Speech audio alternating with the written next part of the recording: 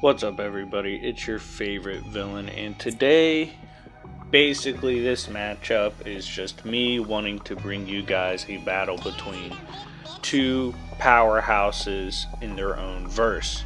On one side, we have Larfleeze, the greedy Orange Lantern from DC Comics. On the other hand, we have Cyttorak, rulers of the Crimson Cosmos, the person who empowers Juggernaut, and one of the most formidable demons in all of Marvel Comics. So if these two were to fight, who would win?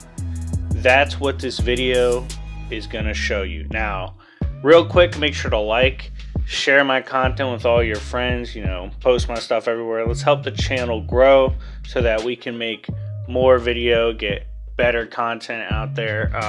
As far as an equipment update, I am ordering my upgraded equipment today. Hopefully we'll get it by the end of this upcoming week. But yeah, anyways, I will keep you guys posted, and make sure to keep a lookout for my Twitch. I will be streaming there instead of YouTube from now on. But getting back into the battle, the first person I am going to introduce is Larfleeze.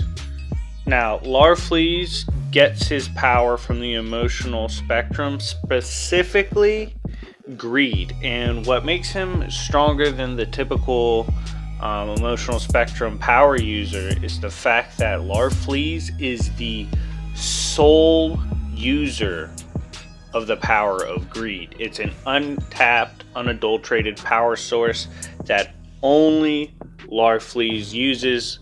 Thus, his power is more pure and overall just stronger. As far as feats go, Larfleeze has been able to completely decimate and destroy entire pantheons of gods. He was compared at one point to the power of Parallax as a threat, and Parallax, the casual team buster, if you didn't know. He was able to fight off entire teams of Green Lanterns, Yellow Lanterns, Blue Lanterns, even some of the heavier hitters like Hal Jordan, and he didn't really care, didn't really bother him. He was able to fight them off. He was actually at one point searching for Santa and was confident he could take out Santa. If you didn't know who Santa is in DC Comics, he's stronger than Darkseid. You can argue Larfleeze as well is immortal. It's kind of implied in some of the comics. As I stated before in the introduction, his power is so pure because he has never had to share it amongst other ring members. He's been able to by himself wreck Guardians of the Universe by himself.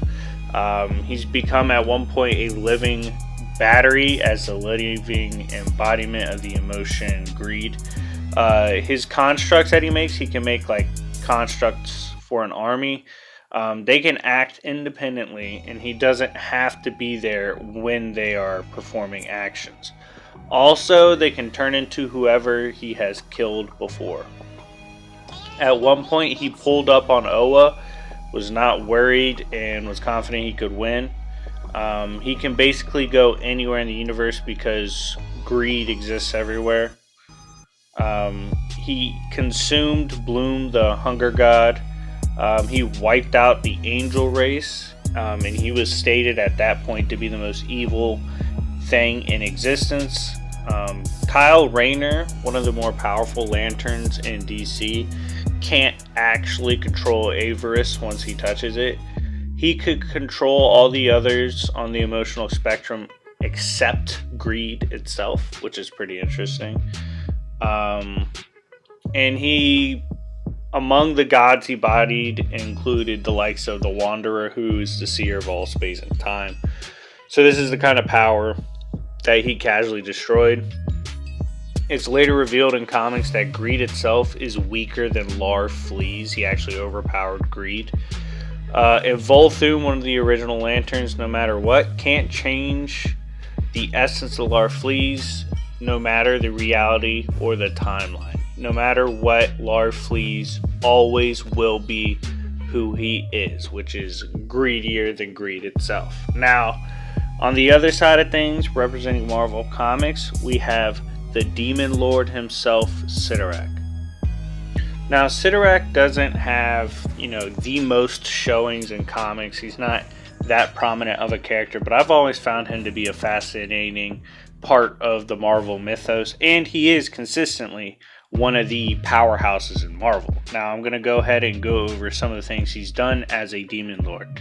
Cyttorak, it was revealed in the comics that he believed the Phoenix Force was somewhat compatible to him as a concept, as far as just raw power. But he also said that the Phoenix Force wasn't relative to him in his own turf, which is the Crimson Cosmos, because he is beyond natural law and the Phoenix isn't, and thus he doesn't consider it relative to him on his home turf. The bones of Cyttorak easily restrained Thanos and one of the more powerful Thanos storylines. Ghost Rider stated fighting it was a waste of time, which implies the bones of Cyttorak are easily stronger than even that of that Thanos, who scales above abstracts at that point. Mephisto said that Cyttorak was the closest to the true Satan of Marvel, and he was the most powerful demonic entity, scaling him above the likes of Dormammu, Shuma-Gorath, Surtur, etc. Just one tiny fraction of Cyttorak's energies are enough to tear a hole through the entirety of space and time, tearing through dimensions where they're actually infinite in size and you could fall forever. The power of Cyttorak allowed Juggernaut one time to survive the realm of Oblivion and not die. This occurred in Doctor Strange issue 182, and as well as Amazing Adventures number 16. Now, moving on, going over some of the stuff that the power of Cyttorak has affected in comics. Despair was able to control the entire fabric of the 616 universe and was able to create portals to Oblivion, and that is where he fought Juggernaut, and he was able to defeat him with just a fraction of Cyttorak's energy. So just a tiny portion of Cyttorak's power could defeat that bare minimum universe buster. There is also some quotes from authors and editors stating Cyttorak should scale above Shuma-Gorath and Zom, and we do know that Zom himself was able to beat either Eternity or Dormammu one-on-one. They both had to come together and jump Zom, so individually he scales above him. So in terms of that, it already shows how powerful Cyttorak is compared to even other abstracts in Marvel. We've also seen that Dormammu has invoked the power of Cyttorak, meaning Cyttorak's power scales above him and he has to use it. The laws of physics also do not apply in Cyttorak's realm, and Cyttorak thus is above the laws of physics. Doctor Strange, even in classic form, pulled up on Cyttorak one time, and he had Nova as well as Galactus with him. And Doctor Strange got 100% negged by the likes of Cyttorak, and Galactus was extremely afraid of Cyttorak. In fact, he didn't even want to fight him when he was trying to get out of there. He was trying to abandon everybody. That's how scary and powerful Cyttorak is, even in the Marvel Universe. Well above Outerversal, easily, and is considered to have limitless power in comparison to other characters. And it is stated if Cyttorak invaded 616 and invaded that realm, nobody in the 616 continuity would have any power capable of stopping Cyttorak. So, I have introduced both sides of the coin. On one, we have Larfleeze, the god of greed. On the other, we have Cyttorak, the most militant of all demon kings. If these two were to clash, who do I think would win? Well, I think both are pretty comparable in power as heavy hitters. Both are well into Outerversal at their peaks. Both have taken on characters that are casual team busters. In the end, I trust Larfleeze more in combat than I do Cyttorak. I actually believe Larfleeze has better speed feats, has fought better opponents than Cyttorak has fought and proven to be superior to in combat.